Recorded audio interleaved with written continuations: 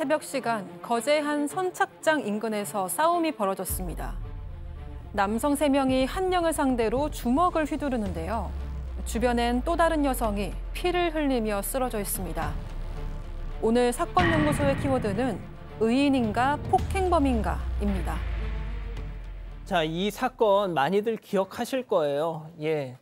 그런데 오늘 저희가 이걸 준비한 이유가 있습니다. 이 사건이 발생했을 당시에 그 내용 자체는 많이 기억하시는데 이게 이후가 어떻게 됐는지는 거의 아시는 분이 안 계시더라고요. 자, 6년 전인 2018년 경남 거제에서 벌어졌던 실제 사건. 자, 길을 가던 행인이 충격적인 장면을 보고 딱 멈춰섰습니다. 네, 2018년 10월 4일이었습니다. 오전 2시 30분 정도였고요.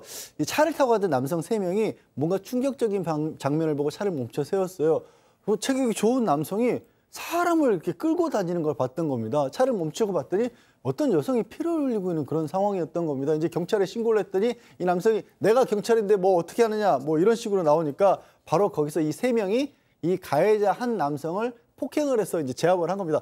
저항을 하니까 알고 보니까 이 여성 피해자 같은 경우에는 폐지를 주어서 생활하던 50대 여성이었고요. 병원으로 옮겨졌지만 안타깝게도 5시간 만에 사망을 했습니다. 사망 원인은 뇌출혈에 다발성 골절, 그러니까 온몸이 그냥 만신창이가 돼 있었던 거예요. 자, 젊은 남성이 50대 여성을 일방적으로 폭행해서 거의 바닥에 질질 끌고 다니다가 다른 남성 3명에게 제압을 당했던 겁니다. 자, 그 사이에 도대체 무슨 일이 있었던 거예요? 네, 가해자는 20살 박 씨로 당시 끔찍한 범행 장면이 CCTV에 고스란히 찍혔습니다. 박 씨는 피해자를 발로 무차별 폭행을 했고요. 머리채를 잡고 끌고 다니면서 수십 차례 내동댕이 치기도 했습니다. 또 피해자가 무릎을 꿇고 살려달라고 비는 모습도 나오고 있는데요. 하지만 폭행은 30분 동안 잔인하게 이어졌습니다. 더 안타까운 건 박 씨는 키가 180cm가 넘는 건장한 체격이었지만 50대 피해자는 키가 132cm에 체중 31kg으로 아주 왜소한 체격이었습니다.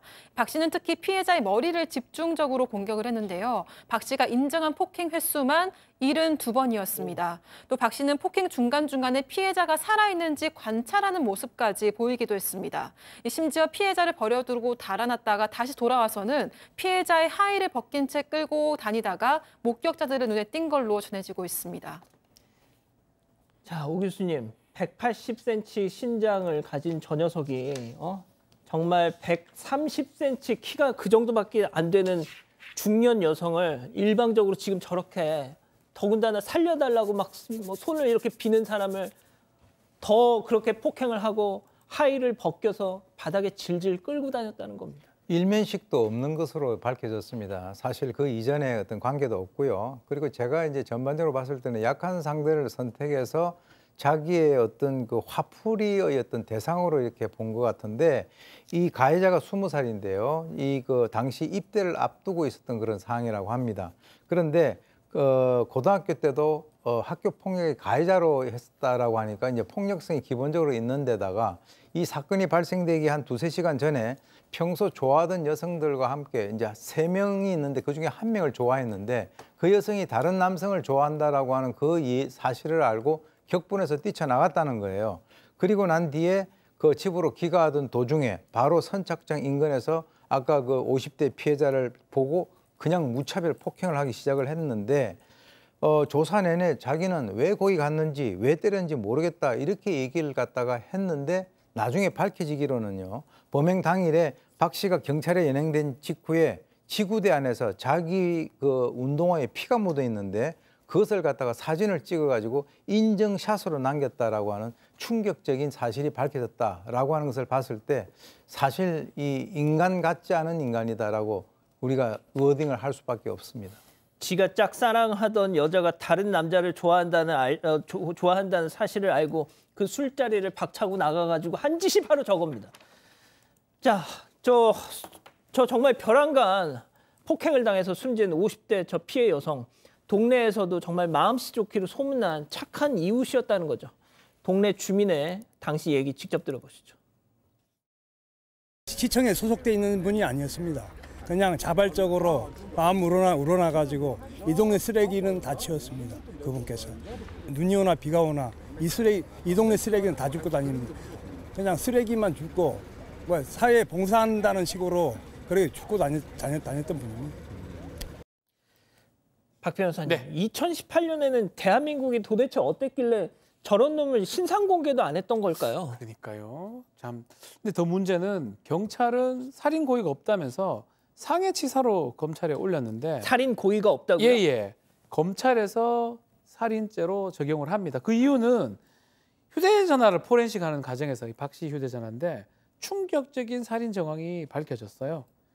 범행 이틀 전에 사람이 죽었는지 안 죽었는지, 사람이 죽으면 목이 어떻게 되는지 이걸 검색을 했던 정황을 봤습니다. 또 좀 전에 얘기를 했지만 실제로 폭행한 내내 얼굴을 쳐다보면서 다시 폭행하고 또 다시 확인하고 이런 것들이 관찰했는 모습들이 보이거든요. 결국은 자신의 호기심을 충족시키기 위해서 약자를 지금 살해했던 것으로 판단이 되는 거고, 이 피해 여성은 이 남편 일찍 떠나보낸 뒤에 자식도 없이 이렇게 폐지 생활, 주거 생활하다가 이런 끔찍한 일을 당했던 것입니다. 저희가 맨 처음 전해드렸을 때 저 폭행 상황을 보고 성인 남성 3명이 달려서 저 자식을 제압했다고 했잖아요. 자, 그런데 어떻게 보면 그 의인인 분들이 역고소를 당할 뻔했었다고요. 네, 맞습니다. 당시 신고자로 추정되는 사람이 인터넷에 쓴 그 댓글이 화제가 됐었는데요. 댓글 내용에 따르면 일단 먼저 당시 신고자가 박 씨를 제압하기 전에 경찰에게 연락을 해서 가해자를 때려서 제압을 해도 되냐고 물었습니다. 허락을 받고 박 씨를 폭행해서 제압을 했는데 이후 경찰이 와서 신고자들이 박 씨를 넘겨주고 같이 파출소로 갔었다고 합니다.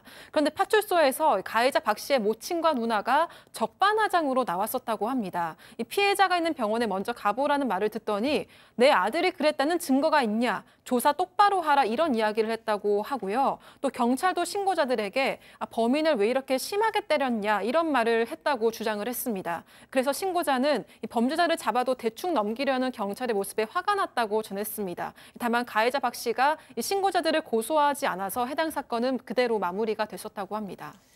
자, 양 변호사님, 저 자식 형량이 어떻게 나왔죠? 형량은 사실 검찰에서 무기징역을 구형을 했는데요. 법원에서는 20년으로 감형을 했습니다. 근데 감형 사유가 사람을 다시 죽일 것 같지 않다라는 부분까지 포함을 시켜서 전자발찌 부착명령도 신청했는데 그것도 또 기각을 했습니다. 자, 오 교수님, 이 자식이 21살인가 그래요. 네. 20년 다 채우지도 않겠지만 20년을 꼬박 채운다 그래도 30대 후반 딱 40살 정도에 나옵니다. 예? 이게 말이 됩니까? 글쎄요, 저는 이제 일단 그 경찰이 이 상해치사로 그 의유를 해가지고 송치를 했다라고 하는 그것이 이해가 잘 안 가고요. 또 법원은 또 무슨 근거로 또다시 살인을 저지를 그 개연성이 없다. 따라서 전자발찌 부착 명령까지도 기각을 했는지 이해가 잘 가지 않습니다. 왜냐하면 처음에 제가 아까 말씀드릴 때는 자기 여자친구가 다른 사람을 좋아해서 화가 나서 그렇게 우발적으로 저지른 같이 우리가 그렇게 생각을 했지만 나중에 조사를 해보니까 범행 이틀 전에 사람이 죽었나 안 죽었나, 죽으면 목이 어떻게 되느냐라고 하는 걸 검색했잖아요. 이것은 어떤 의미에서는 불특정 다수에 대한 계획살인의 어떤 그 정황이 있다라는 얘기죠. 그렇다면 이 사람은 굉장히 위험한 사람인데 어떻게 20년 그리고 거기에다가 전자발찌 부착 명령도 기각을 해버렸나. 이것이 나중에 어떤 문제가 발생이 되면 과연 누가 책임을 질 것인가라고 하는 그 문제에 대해서 상당히 의문이 가는 사항입니다. 정말 저는 이런 사건을 접할 때마다 정말 우리나라 대한민국에서는 강력 사건의 피해자가 되면 무조건 나만 손해다. 나만 손해다 이런 생각. 법이 과연 피해자를 지켜주는 건가? 지켜주기는 하는 건가? 이런 의문이 듭니다. 오늘 이 사건을 준비한 것도 이자가 몇 년 형을 받았는지 아시는 분들이 거의 없어서 그걸 좀 말씀드리려고 준비했습니다.